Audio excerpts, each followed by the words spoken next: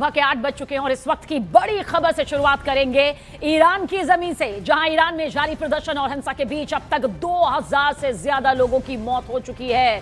पहली बार ईरानी अधिकारियों ने माना कि प्रदर्शन के बीच इतनी बड़ी तादाद में लोगों की जान गई है, लोगों की मौत हुई है। सोचिए, कल तक जो आंकड़ा 600 को पार कर गया था, यहां पर अब वो 2000 तक पहुंच गया है। उससे भी ज्यादा यहां पर लोगों की जान इस हिंसक प्रदर्शन में हो चुकी है। और आप देखिए, ईरान की धरती किस तरह से इस वक्त कब्रिस्तान में तब्दील होती हुई नजर आ रही है। हिंसक प्रदर्शन का वो भयानक रूप यहां पर नजर आ रहा है, जहां न सिर्फ विरोध हो रहा है बल्कि लोगों की जान तक जा रही है। 2000 से ज्यादा जिंदगियां इस हिंसक प्रदर्शन की भेंट चढ़ चुकी हैं। 2000 से ज्यादा लोगों की मौत अब तक हो चुकी है। तो खामेनेई का एक्शन है, प्रदर्शनकारियों का देखिए गुस्सा न सिर्फ 7वें आसमान पर है बल्कि जगह जगह आगजनी, वो भिड़ंत, वो विरोध प्रदर्शन, जिसके चलते 2000 से ज्यादा लोगों की देखिए अब तक जान इसमें जा चुकी है। ईरान इस वक्त पूरी तरह से बिखरा हुआ नजर आ रहा है। मौजूदा सत्ता जो है इस वक्त बेहद खतरे में है। लोगों का गुस्सा जो है वो थमने का नाम नहीं ले रहा, बल्कि दिन ब दिन पल पल ये बढ़ता ही जा रहा है।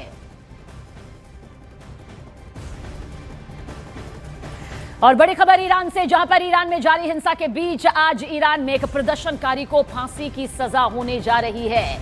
एंटी खामेनेई प्रदर्शन को लेकर पहली फांसी की सजा 26 साल के इरफान सोल्तानी को यहां पर दी गई और आज ही फांसी यहां पर उसे दी जाएगी। नाम इस शख्स का, जिसे आप देख रहे हैं, 26 साल उम्र है, इरफान नाम है और यह खामेनेई का वो एक्शन यहां पर नजर आ रहा है। ईरान प्रशासन इरफान को युद्ध छेड़ने के आरोप में फांसी की सजा यहां पर मुकर्रर कर चुका है, जिसकी तारीख, समय, सब कुछ यहां पर तय हो चुका है और वो तारीख आज ही है, वो समय यहां पर आज ही बताया जा रहा है। 26 साल का शख्स इरफान, जिसे आज फांसी यहां पर दी जाएगी।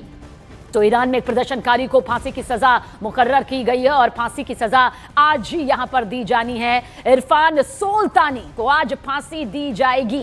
क्या इसके जरिए ये संदेश मौजूदा सत्ता ये देने की कोशिश कर रही है कि अगर किसी ने प्रदर्शन की साख को और भड़काया तो उसका भी अंजाम यही होगा? कहीं ऐसा तो नहीं कि उल्टा दांव पड़ जाएगा, क्योंकि विश्लेषक ये भी कह रहे हैं कि इससे और ज्यादा गुस्सा बढ़ सकता है। और इस बीच अमेरिकी राष्ट्रपति डोनाल्ड ट्रंप ने सोशल मीडिया पोस्ट पर बड़ी बात लिखी है। ट्रंप ने ईरानी जनता से अपील की कि वो आंदोलन जारी रखें और सरकारी इमारतों पर कब्जा कर लें। डोनाल्ड ट्रंप ने ईरानी जनता से कहा कि आपके लिए मदद रास्ते में है। ट्रंप के इस बयान के कई मायने यहां पर निकाले जा रहे हैं। सवाल यही उठ रहा है कि क्या अमेरिका ईरान पर हमला करने जा रहा है, क्योंकि धमकी तो पहले ही दी जा चुकी है। और जब डोनाल्ड ट्रंप ने यह कहा था कि ईरान में मौजूद अमेरिकी नागरिक वापस लौट आए, ईरान की धरती को यहां पर छोड़ दे, बाकायदा रास्ता भी बता दिया था कि आर्मेनिया और तुर्की के रास्ते से वो ईरान से निकल जाएं। ऐसे में तभी यह बात कह दी गई थी कि अमेरिका पूरी तरह से अपनी सैन्य ताकत के जरिए ईरान को हिलाने के लिए, दहलाने के लिए तैयार है।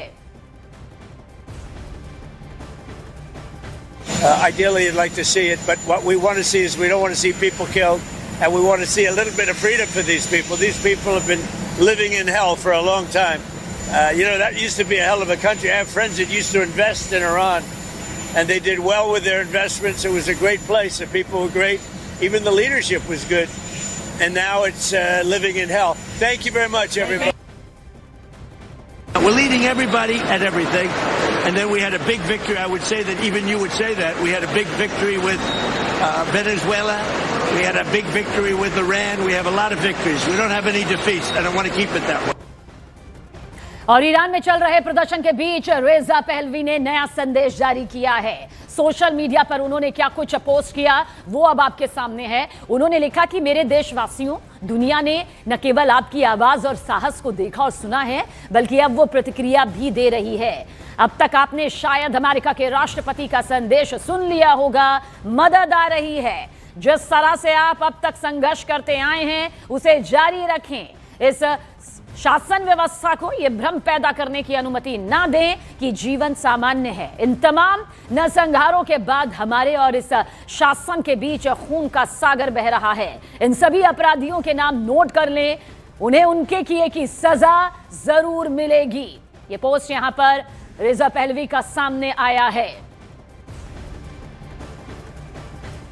और इस बीच आप ये भी समझिए कि खामनेई के खिलाफ सिर्फ जो सड़कों पर ही प्रदर्शन नहीं हो रहा है, बल्कि न्यूयॉर्क से लेकर लंदन तक की सड़कों पर खामनेई के खिलाफ आवाज बुलंद हो रही है। पूरी दुनिया इस वक्त ईरानी जनता के साथ क्या कुछ हो रहा है वो देख रही है। ये रिपोर्ट आप जरूर देखें। ये लंदन है जहां ढोल नगाड़े बजाकर सुप्रीम लीडर खामनेई की तस्वीरें जलाई जा रही हैं। ये अर्मानिया है जहां ईरान की कट्टर हुकूमत को उखाड़ फेंकने की मांग हो रही है। ईरान के अंदर हिंसक आंदोलन रुक जाने का दावा भी अब सवालों में है, क्योंकि कुछ नए वीडियो सामने आए हैं जिनके दृश्य डरावने हैं। 12 जनवरी को इंटरनेट से पाबंदी हटने के बाद अब ईरान में हिंसक प्रदर्शन के नए वीडियो रिलीज होने लगे। सोशल मीडिया में वायरल कई तस्वीरें कलेजा कपाने वाली हैं, जिसमें एक तेहरान के लिए तिर स्क्वायर के पास का ये वीडियो है, जिसमें उग्र भीड़ ने एक गाड़ी को आग के हवाले कर दिया है।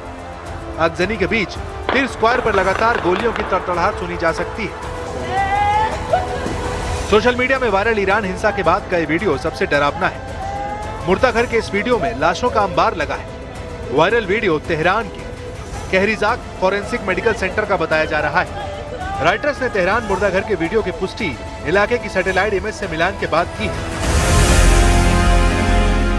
ईरान में मिल रहे मुर्दा प्रदर्शनकारियों के शवों से उस पर हमले का खतरा बढ़ता जा रहा है। व्हाइट हाउस प्रवक्ता कैरोलिन लेविट ने साफ कहा कि प्रेसिडेंट ट्रंप ईरान पर हवाई हमले का फैसला जल्द ले सकते हैं। Well, I think one thing President Trump is very good at is always keeping all of his options on the table, and airstrikes would be one of the many options that are on the table for the commander-in-chief.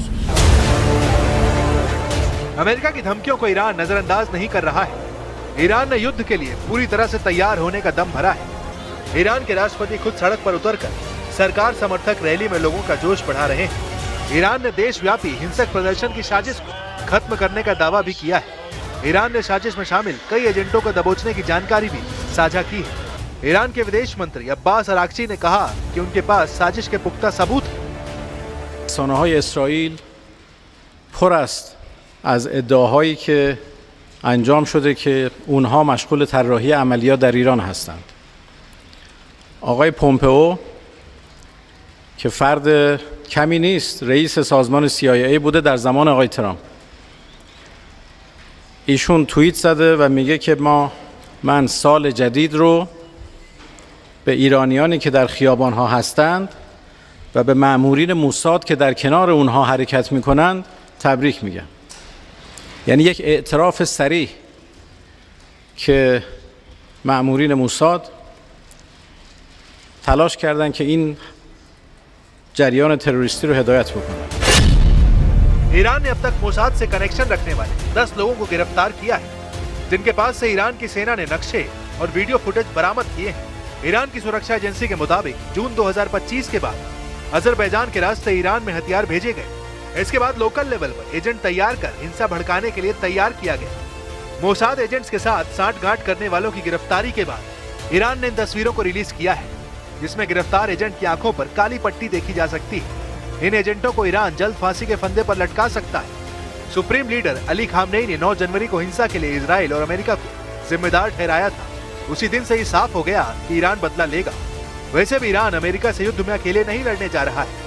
Iran के साथ America के 2 कट्टर दुश्मन खुलकर आए हैं। चीन ने ट्रंप के 25% टैरिफ लगाने के बाद ईरान का साथ देने का ऐलान किया है। चीन की विदेश मंत्रालय प्रवक्ता ने अमेरिका से कहा कि वो टैरिफ युद्ध में कभी जीत नहीं पाएगा। 中方在关税问题上的立场非常明确，关税战没有赢家，中方将坚定维护自身的正当合法权益。 चीन की तरह रूस पहले ही अमेरिका पर भड़का हुआ है। अमेरिका ने वेनेजुएला पर हमला कर पुतिन को चैलेंज दिया है। ट्रंप ने ग्रीनलैंड पर पुतिन से पंगा ले रखा है। ट्रंप और पुतिन दोनों यूक्रेन युद्ध में अलग अलग पलड़े में हैं। यही वजह है कि प्रेसिडेंट जेलेंस्की ने अब ईरान की आग में बारूदी तड़का लगाया है। जेलेंस्की ने सही मौका देखते हुए ईरान में हुए बवाल को रूस की हार बता दिया है। जेलेंस्की ने दावा किया कि ईरान में हारने के बाद पुतिन यूक्रेन युद्ध में भी सरेंडर करने पर मजबूर हो जाएंगे। І те, що відбувається в Ірані зараз, масштабні протести, фактично повстання, це теж чітка ознака, що Росії простіше не буде. І кожна нормальна людина на землі дуже хоче, щоб народу Ірану нарешті пощастило звільнитися від режиму, який там є, та який приніс стільки зла, зокрема і в Україну приніс, і в інші країни. मतलब साफ है, लोहा गर्म है, हमला कभी भी शुरू हो सकता है। ईरान अमेरिका युद्ध भड़का तो ये दोनों दुश्मनों की जंग पर खत्म नहीं होगा। ये युद्ध एटमी हथियारों की टक्कर का है, जिसमें अमेरिका और नेटो के 32 देशों की सेना और इजराइल एक साथ है।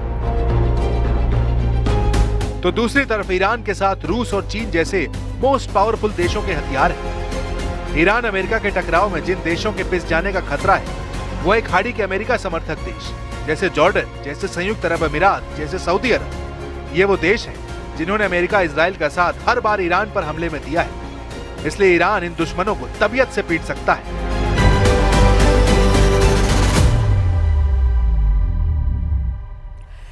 तो ये रिपोर्ट आपने देखी और ईरान में जारी प्रदर्शन हर दिन बेहद खौफनाक होता जा रहा है, उग्र होता जा रहा है। जनता जो है वो सड़कों पर है और खामनेई प्रशासन सवालों के घेरे में। दावा किया जा रहा है कि ईरान में जारी बवाल के बीच अब तक 2000 जिंदगियां मौत में तब्दील हो चुकी हैं। वहीं कई लोग इसमें जख्मी भी हुए हैं।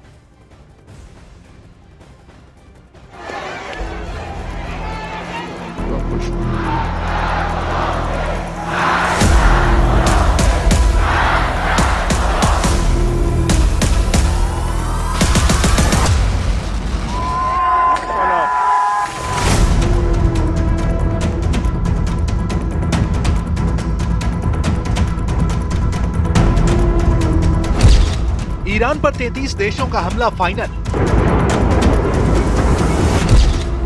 ईरान मारेगा, अमेरिका तड़पाएगा।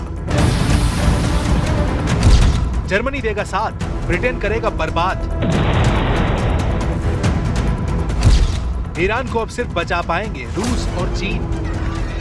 ईरान बेहद मुश्किल हालत में फंस चुका है, क्योंकि एक तरफ देश जल रहा है, दूसरी तरफ दुश्मन देशों ने संयुक्त हमले का ऐलान कर दिया है।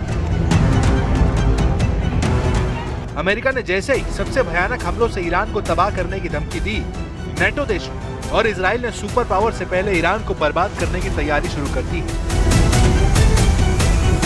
टाइम्स ऑफ इजराइल की हेडलाइन देखी, इजराइल डिफेंस फोर्स का प्लान समझ में आ जाएगा। नेतन्याहू की सेना अमेरिका से पहले ईरान पर धावा बोलने के लिए हथियारों को वॉर जोन में तान चुकी है। इजराइल ने आरोप भी लगाए हैं कि खामनेई सरकार ने इंटरनेट बंद कर भयानक खून खराबा किया है। इजराइल ये साबित करने पर तुला है। ईरान में 100-200 नहीं 12,000 लाशें बिछा दी गई। इजराइल ने ईरान में हिंसक प्रदर्शन में हुई मौतों के आंकड़ों का हवाला उस वेबसाइट की रिपोर्ट से दिया है, जिसे रजा पहलवी की प्रोपेगेंडा साइट कहा जाता है। ईरान की विपक्षी वेबसाइट ईरान इंटरनेशनल ने हिंसक प्रदर्शन में 12,000 नागरिकों को मार डालने का अनुमान लगाया है। ईरान इंटरनेशनल के मुताबिक ईरान के इतिहास में सबसे बड़ा नरसंहार है। ईरान इंटरनेशनल वेबसाइट ने मौत के आंकड़ों को कई स्टेज पर परखने का दावा भी किया है। ईरान इंटरनेशनल किसी रिपोर्ट को इजराइल ने युद्ध लाइसेंस बना लिया है। ईरान में 12,000 मौत का नंबर दिखाकर इजराइल ट्रंप का गुस्सा भड़का रहा है, जिसे वो अपनी धमकियों को सच कर दिखा। ट्रंप ने ईरान को कह रखा है कि रेड लाइन पार हुई तो ऐसा हमला होगा जिसे दुनिया ने कभी नहीं देखा होगा। If they do that, we'll consider things targets that they wouldn't believe. If they do that, we will hit them at levels that they've never been hit before. They won't even believe it. I have options that are so strong. So I mean, if they did that, it'll be met with a very, very powerful force. Iran पर Trump की एक कड़ी नजर है। वो हर दावे को कसौटी पर तौल रहे हैं। ट्रंप को अभी यकीन नहीं हो रहा है कि ईरान में 12,000 मौतें हुई हैं, क्योंकि नॉर्वे के संगठन ईरान ह्यूमन राइट्स की रिपोर्ट बताती है कि ईरान हिंसा में अब तक आधिकारिक तौर पर सिर्फ 648 मौत दर्ज की गई है। मरने वालों में 9 नाबालिग भी बताए जा रहे हैं।